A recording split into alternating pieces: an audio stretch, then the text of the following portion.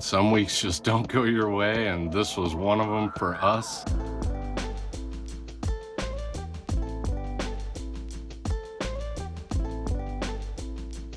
Anything that can go wrong will go wrong. I don't know who said that originally, but I'm feeling it right now. This is not the video I intended on posting up today. We had an actual video recorded. It didn't work out. I also received a letter from the city saying that our signage on our front windows does not meet code.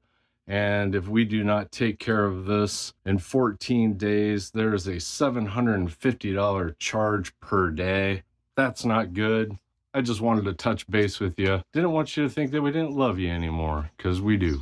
I have actually been doing a ton of organizing around the shop. Eric and Rob have been gone for the last week and a half or so. So that's allowed me freedom to get some stuff packed up, get rid of some of the bulk that's been accumulating. And at home, I'm going through the same process. The storage downstairs in the basement with all my vinyl records has gotten out of control. I went through, organized the records, and then brought them down here so I can get some things moved around, get storage set up for at home, and then these will probably go back as soon as I'm done with that process. But I did think why they are down here at the shop. One, I need to go through them. You know, I've been collecting records for 40 years. I still have my very first records. It's something that I don't get rid of. Anything music related, for some reason, I just can't part with it. And I think a lot of people that own record stores go through this. And here's what happens. Here's what gets you into this mess right here. You get a copy of an album that you know you already have, but the copy that just came in, you think is in better condition. So this is what I do. I take it home, and because my records aren't organized, I don't know where everything's at, I set it down and I go, I'm going to find my copy of that record, and whichever one is in better condition, I'm going to keep that one and I'll sell the other one. You end up with boxes like this, where you have 5 copies of the same album. And I just need to go through and figure out which one is in the best condition and move on from the other ones. Maybe in a couple weeks, I'll put out a video going through some of my records, and we'll put it out on a Thursday, kind of a bonus video type of thing. So I think that'll be fun. I need to go through those around here. Oh, hey, this is cool. We're in the process of making our own RCA cables. Well, we're not going to make them. We're having them made. And the company that's making them just sent a prototype to us, and they're really cool. There's a couple things I want to change on it, but hopefully that happens soon.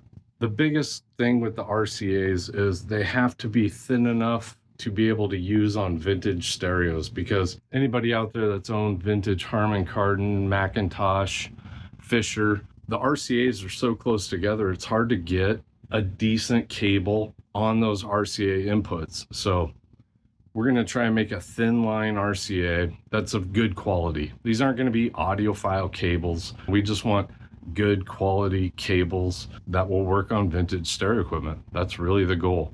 Another fun thing, the Advanced Paris is selling really well. I do appreciate everybody that's bought an Advanced Paris piece. And because they're selling so well, and we want people to be able to see other models, we grabbed a MyConnect 250, and now we also have an A12 in the store. So definitely, if you're in the area, come in, check those out. They fit right into the vintage equipment really well, I think. Oh, the computer. That's right. Okay, so I shot the video. I got it all edited down, and Eric is in New York.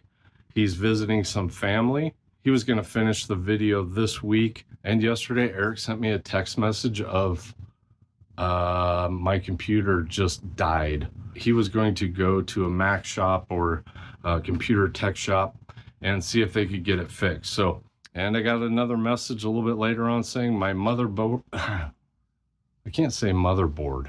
Why is that so hard to say? My motherboard is shot. They are going to install a new motherboard, and I'll have it Wednesday when I'm home. They're going to ship it to me. So that's what happened with the video. I guess we'll have one in the bank, which is always good, but there's nothing you can do about it, you know? That's just the way it goes. Let's go take a look at the sign real quick, because I've got to pull it off the window. Otherwise, we're gonna start getting fined. Your sister does, apparently. Hang on, watch out. Yeah, sorry. Oh, are you recording? Come over here, Hadley. Hadley, okay. come here. Somebody turned us in. They said that the imagery took up too much of the front of the building, even though if you look around here in Valley Junction, I mean, every single business almost has just a ton covering their windows. The other thing is theft prevention. You know, I don't necessarily want people looking in our windows and seeing exactly what all we have. We got merchandise of this prime crash and grab. Just break a window, grab a stereo or vinyl records. They're really easy to sell. Just go to any pawn shop and they'll pay you money for them. So maybe we should have checked with the city to see how much advertising we can have on our windows. So I'm not sweating it. It's really no big deal. I've got a guy coming. He's just going to blacken this window out. Maybe the people that complained about the signage will enjoy the plywood.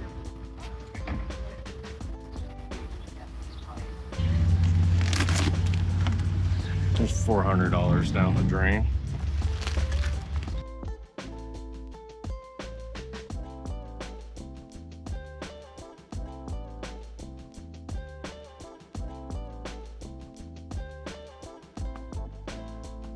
Thanks for cutting us some slack. Wasn't our intention to not put out content for 2 weeks, but that's how it goes, you know, do what you gotta do.